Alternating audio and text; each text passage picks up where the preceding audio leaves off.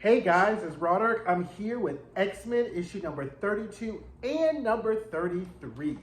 So, I decided to merge these two issues together because 32 really didn't have a whole lot going on, even though there were some really interesting plot points. And 33, of course, we get our upload with our traction with what's going on, and the completest OCD in me is not going to let me miss an issue in this entire Fall of X situation that's going on, okay? So if you're new to this channel, this is where we discuss television shows, comic books, films, all with the eye towards acting, screenwriting, and directing, all bundled up in a little queer kiki. So get settled and let's jump in. So issue 32, like I said, did not have a whole lot going on.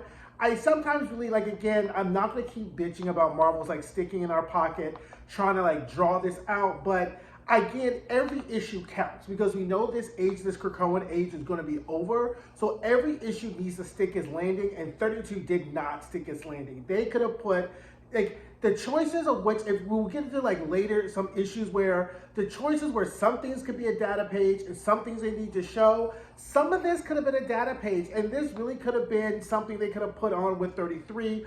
But the main point is that they needed to kind of get Magick back to teleporting so she can act like the, CTA of the mutants, or the, the Metra of the mutants, and getting them from point A to point B, right? So they had to kind of fix that whole situation that they started in the Hellfire Gala, because if you recall, during the Hellfire Gala, one of their main points, besides eliminating all the Omega mutants, was neutralizing Magick so that she could not teleport herself or any of the mutants out of the Hellfire Gala so they can kill everybody, right? So they infected her with nanites. So now we start this issue.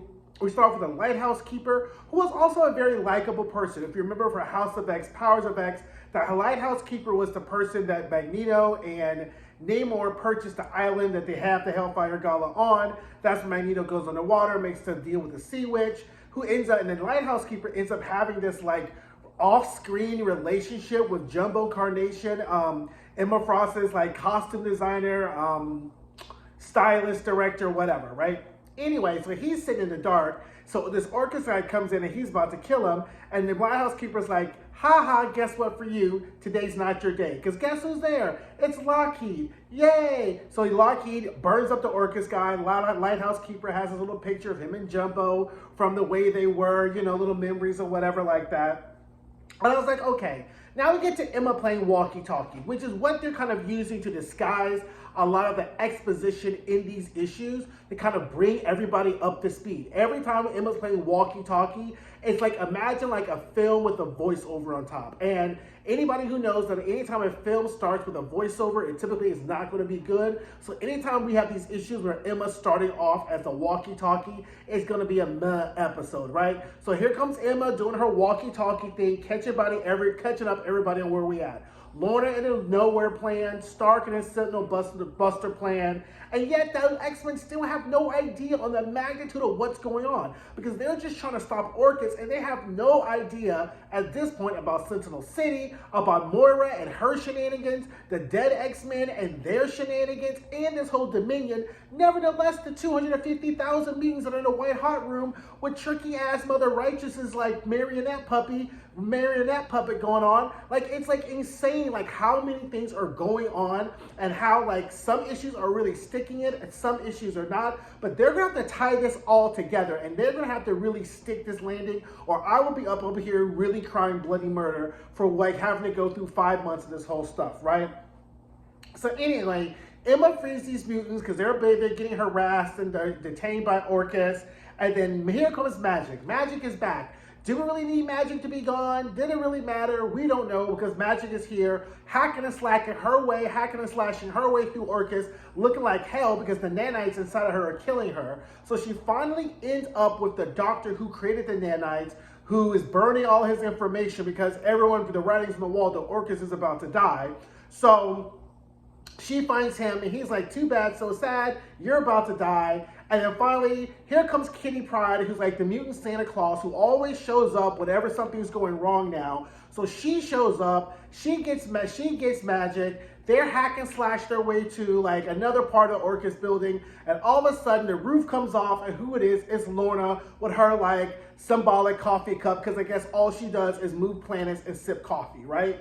So she's like, girl, what is wrong with you? You look like trash. She's like, girl, I still got these nanites in me. I want them out. She's like, girl, all you have to do is ask. I am that bitch, right? So Lorna's like, okay, this is going to hurt, but it does. So Lorna ends up taking all the nanites out, right? And then here comes Lockheed. They're reunited with Lockheed. Yay, it's a great resurrection. And then here comes Cyclops on a walkie-talkie talking about, hey guys, guess what? I survived my execution and I'm with Dr. Gregor. And we know how that fight, and we know how that all works out, right? So anyway, and we know, so that's pretty much issue number 32. So this issue really just kind of served as a mechanism for us to get Magick back in her teleporting game, right? So she could be popping and bopping with the X-Men, taking them from place to place to place, because clearly they ain't got an area jet, they ain't got no other place to get there, the portals ain't working, and the X-Men need to be moving and moving, right? So I get it, right? So that's issue number 32. Now let us get into issue number 33.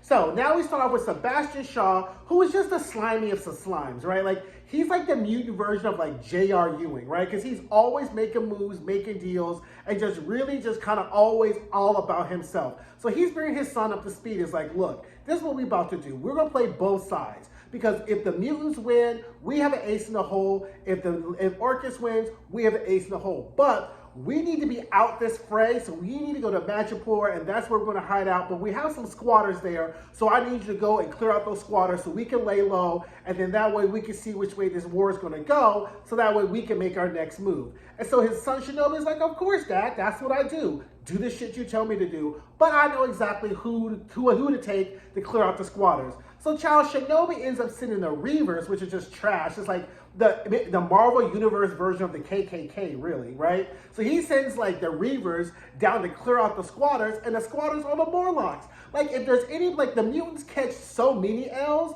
the Morlocks catch L's. The Morlocks are constantly catching L's with, like, just for being a mutant. It's like always so sad seeing the Morlocks. So they just want to be left alone in their tunnels, on their island, on their boat with Callisto, and it's like the shit just runs downhill because every time the mutants catch something, like literally the Morlocks catch the fever of that, right, too. So here comes the Reavers come. They literally make no time disposing of Callisto, string her up like the kind of sacrificial Jesus cross or whatever like that. And then Emma starts her walkie-talkie-ish again, right? And she's like, we're back. And, she's doing her whole glam thing, putting her lipstick on. Wolverine Down is in the tunnels killing people. Like, literally, like, that's where to go. And here comes again Mutant Santa Claus, Kitty Pryde, showing up in Magick. How? We don't know. That's just how things happen. She's in Magick. She ends up taking out all the Reavers. And then she ends up, like, freeing Callisto. Can we have a Kitty Pryde note beat for a second? Okay, I get it how Kitty need to be like Ninja or Ruko or whatever she's doing now, but I kind of want my old Kitty Pryde back, right? Like, I wasn't like ever a big Kitty Pryde fan, but this version of Kitty Pryde is acting like a traumatized child whose parents just got divorced or something, and she's just acting out. Like she's going through her goth punk stage, whatever, because she used to be like blonde teeny bopper. Like, how, like, I can't look at this Kitty Pryde and be like, yeah, you used to run a school and used to be almost 2 degrees from being that bitch, because this like version of Kitty Pryde just hacking and slashing away because she just was upset all the time. I don't know. It's okay. It's a useful tactic. I see what they're doing, but I kind of want my old Kitty Pryde back because this, is whatever, right? So anyway, so Kitty frees Callisto, and then she's like, I don't know what's going on. And then Shinobi shows up. It's like, let me spill the tea about what the real tea is going on. Like, look, my dad's playing both sides. We have a VIP person that we're carrying around. So in the event, if like Orchis wins, he can get on that side. And if the mutants lose, he can take this person into custody and becomes a hero. They're like, well, who the fuck is this person? Sebastian Shaw knows where Dr. Devo is. And he's on some carrier cargo ship or whatever. He's like, here he is, go get him, because you know what, I'm not, I'm loyal, unlike my dad, so y'all go get him, right? So then Emma and Co show up to go see Dr. Devo, but Dr. Devo is from that old school of staying ready, and so you don't have to get ready. So he's like, mutants, and so then they show up, and as soon as they pop in, he's like, Guess what? When we took over, not only did we get Tony Stark's technology, we got Reed Richards' technology. So y'all bitch asses about to go to the negative zone, try to creep up on somebody, right? And then everybody's like, oh shit, we didn't, like Dr. D went, like he's like, no killing you. I'm just gonna send you to the negative zone and let you see how you fare out. Now this was clearly not in their bingo cards of going to the negative zone this day, while Emma was putting on her makeup and being on walkie-talkie-ish. So as this is happening, right, Sync is like, I'm keeping us here with Jean's telekinesis. Like, why does Sync have to announce whose powers he's using? Just do it, right? Show, don't tell, but whatever, right?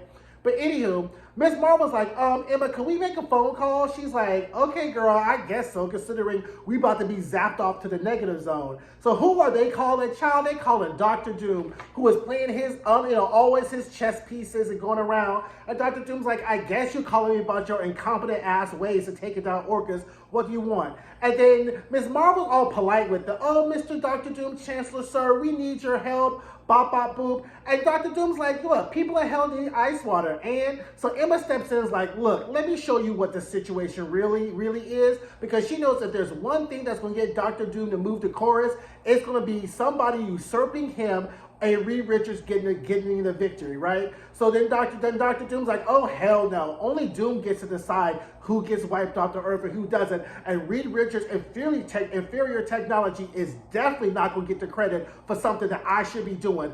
I will send you the help you need. And then Miss Emma's like, thank you, girl. Click. Walkie-talkie down, and here comes through the portal, because of course Dr. Doom has portals. If there's anybody in the Marvel Universe who would have a portal to get where they need to go, it would be Dr. Doom. Because, random fact, Dr. Doom also owns one of the 3 time machines in the Marvel Universe. So Dr. Doom, once again, is the chancellor of the Stay Ready, Don't Have to Get Ready school. So here comes his X-Men coming through, the X-Men of Doom is what he calls them. Girl, I like this sassy Dr. Doom we've been seeing in the X-Men, because he's not as over the sassy like Sinister, who's like just a little bit too much, like that drunk queen at the bar at like 11:30. You're like, ooh, girl. But that's kind of what Sinister. Dr. Doom always comes off like the old South queen who's sitting in the corner having a martini, being like, this bitch. That's what Dr. Doom kind of gives, right?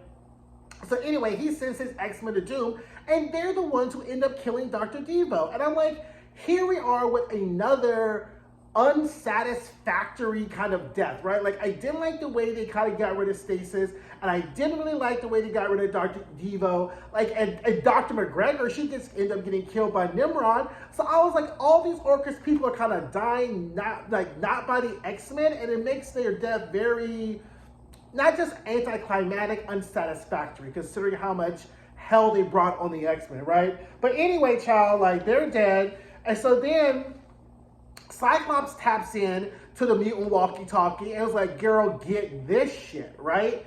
Nimrod, he brings him up to speed on Sentinel City. He lets him know Dr. McGregor is dead, and Sentinel City is a real thing. And Nimrod, as he's whooping Cyclops' ass, is like, oh, you talking to X-Men? Let them know how this feels as I whoop your ass up and down your old empty house. And by the way, it doesn't really matter, because I got plans for you, plans that are really big. Parentheses, the Dominion, which of course nobody in these X-books is talking about, because Charles is just keeping that a secret, because I'll explain to you when we get to the Rise of Powers of X why we have that Dominion issue that's been segmented out, right? So anyway, Cyclops getting his ass kicked all up and down, and now the Dominion just didn't leave Cyclops bloody and be like, you know what, pieces, I got something for you, here comes Sentinel City, right? So that is issues number 32 and 33.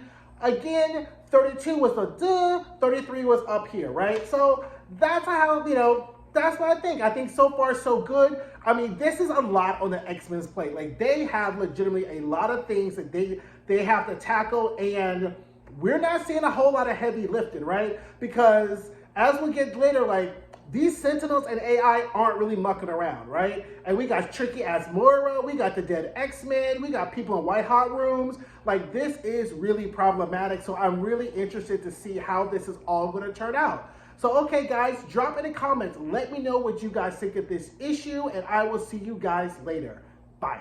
Hey guys, thanks for watching my videos. Don't forget to like, comment, subscribe, and share. And don't forget to check out some of my other videos.